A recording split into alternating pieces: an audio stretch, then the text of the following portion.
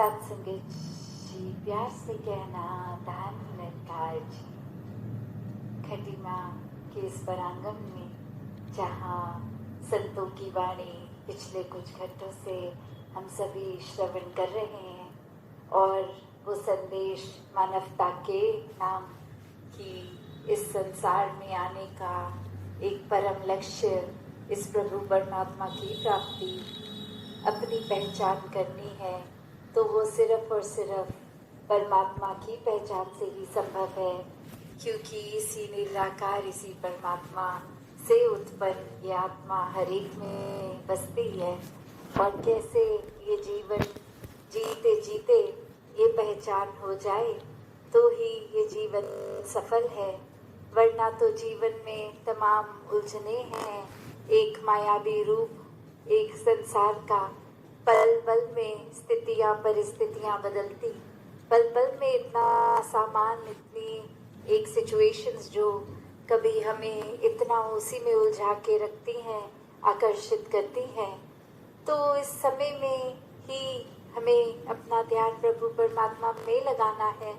वरना तो ये वस्तुओं का, ये इच्छाओं का, ये तो कभी खत्म होने नहीं लगी हैं। तो कैसे खुद को संतुलित करना है, खुद को स्थिर करना है, खुद को जीवन में हमेशा सुकून में रहना है कि जो है जितना है बहुत है। और साथ में अगर कोई महत्वाकांक्षाएं हैं वहाँ उस पे भी गौर करना है, पर उसको इतना ही प्रबल नहीं बना लेना कि जीवन में अगर वो पूर्ति नहीं होती तो मन उदास, एक मायूसी से भरा हुआ, क्योंकि हर कोई चीज़ इस परमात्मा की इच्छा से है। हमें जहाँ अपना प्रयास तो करना है, पर वहाँ एक फलस्वरूप वो इस परमात्मा का प्रसाद मानना है। हर स्थिति में समर्पित ही मन को रखना है। तो कैसे जीवन में जहाँ हम कहीं भी रहते हैं, जहाँ पे भी एक पैदाइश है, में किसी कम्युनिटी से बिलोंग करते हैं, किसी देश में हैं, कैसे भी हमारे कल्चरली हमें एक हमारी सभ्यता के अनुसार, एक परंपरा के अनुसार जो सोच, जो रीति रिवाज अगर अक्सर एक अपना लेता है कोई कल्चर, तो कैसे हम इस परमात्मा की अगर जानकारी नहीं रखते, एक सच्चाई से वाकिफ नहीं है, तो अक्सर ये कारण एक दूसरे से नफरत के बन जाते हैं कि हमारे ही तरह के लोग श्रेष्ठ हैं, हम ही एक अपने आप में जैसे हैं, सभी को वैसा अगर नहीं है कोई तो उससे प्यार नहीं करेंगे, उससे नफरत करेंगे। तो बात वही कि परमात्मा तो हर एक इंसान में है, और सिर्फ इंसान में ही नहीं पूरे ब्रह्मांड में है। तो कैसे फिर वो कारण नफरत का ना बने एक दूसरे से। अगर हम अपनी आदतों की वजह से अलग हैं, अपने एक दूसरे के कोई ना कोई एक रहने के तरीके से, खाने पीने के तरीके से, या पैदाइश जहाँ की है उस वजह को कारण ना बनाए नफरत का। सभी में एक समान ये समता, ये भावना कि ये परमात्मा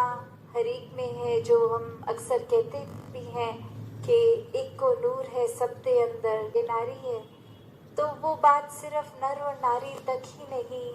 कि ये किसी तरह के भी अक्सर हम इतने छोटे छोटे संकीर्ण सोच में उलझ जाते हैं कि हमें बस यही लगता है कि दूसरे का पॉइंट ऑफ व्यू सुनना भी नहीं है, या जो हमारा सोचने का नजरिया, हार देखते हैं तरह तरह के फूल उसमें लगे हैं, पर एक कॉमन धागा होता है जिसमें वो सारे फूल जड़ते हैं। तो हर फूल की अपनी खूबियाँ, अलग अलग दिखना, अलग अलग उसके गुण, पर एक वो सूत्र में जो पिरोया जाया है एक धागे में, तो वो अगर हर एक में कॉमन है तो उससे जुड़े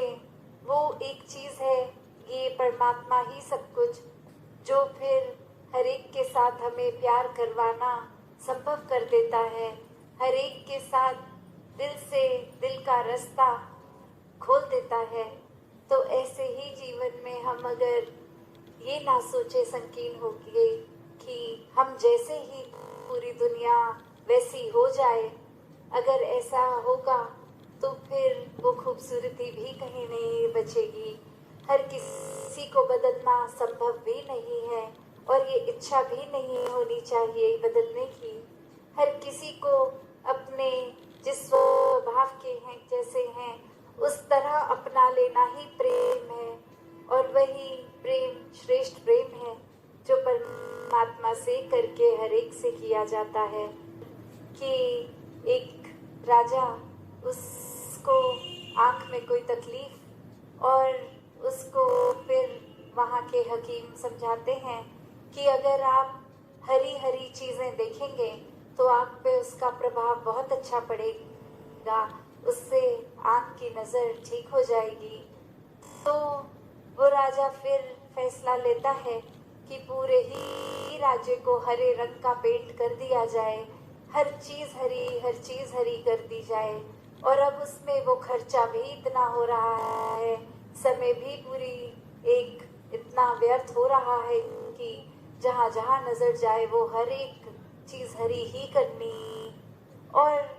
कुछ समय बाद फिर से वो हकीम जब ये चेक करने आता है तो वो बहुत हैरान कि इस राज्य में तो हर कुछ हरा ही कर दिया है। और फिर राजा से जब मिलते हैं तो कह देते हैं कि ये आपने हर चीज़ हरी करी हुई है। और राजा कहता है कि आपने ही कहा था कि सब हरी हरी चीज़ों पे नज़र डालो। तो वो हकीम कहता है कि इससे ज़्यादा आसान और समय की बचत, अपने साधनों की बचत इस तरह हो सकती थी कि अगर आप आँख में कोई हरे रंग का ही कांच लगा लेते तो हर चीज़ उस रोशनी से आँख जब उस कांच के थ्रू देखती तो हर कुछ नज़र हरा ही आता, आपको वैसे भी कोई और रंग नहीं दिखता। तो बात वही कि कैसे हम अक्सर अपने पॉइंट ऑफ व्यू पे ही इतना अटक जाते हैं कि हर चीज़ को बदलनी है, हर चीज़ बदलना औरों की चाहते हैं, जबकि वो बदलाव सिर्फ हमारे ऊपर ही केंद्रित अगर रहता तो वो अपने आप हो भी जाता। तो कैसे एक वही बात कि हम बहुत जल्दी जज कर लेते हैं किसी को, हम ये धारणा बना लेते हैं कि अगला इंसान ऐसा ही होगा, यही एक उसमें बुराइयां होंगी। तो फिर वही बात कि जाति ना पूछो साथ की, पूछ लीजिए ज्ञान, मोल करो तलवार का, बड़ी रहम दो म्यान। तो वो एक देखना आकार, एक रंग रूप, एक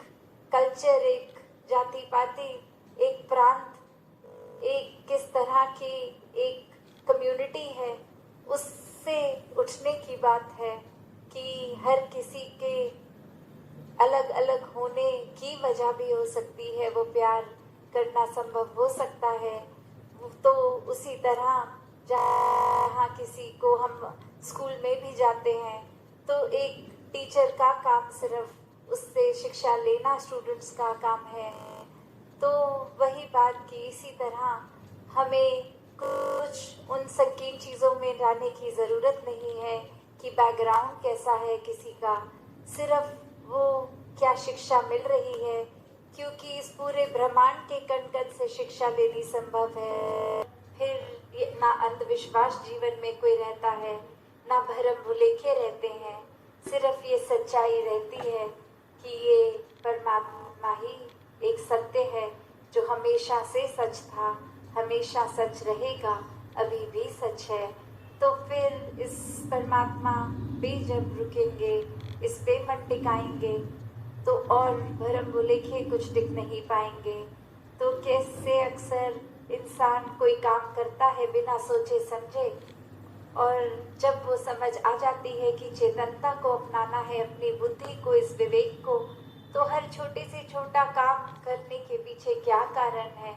और वो सही कारण है तो वो कार्य करना मुबारक है, वरना वो कार्य करने का कोई मतलब नहीं रह जाता, वो सिर्फ एक कर्म बन के रह जाता है। और भक्त तो इन कर्मों से अपने आप को कोई जोड़ते ही नहीं है कि रखे हर एक संत के वचन को सिर्फ कान तक नहीं, जीवन में अपनाते हुए इस ब्रह्म ज्ञान को सिर्फ सुनकर ही नहीं, जीवन में उसको लागू करना ही वाकई ही ब्रह्म ज्ञान पे चलना है। तो हर सब में एक भक्तिमय जीवन हर कोई जीता जाए। सत्संगत जी, धन्यवाद जी।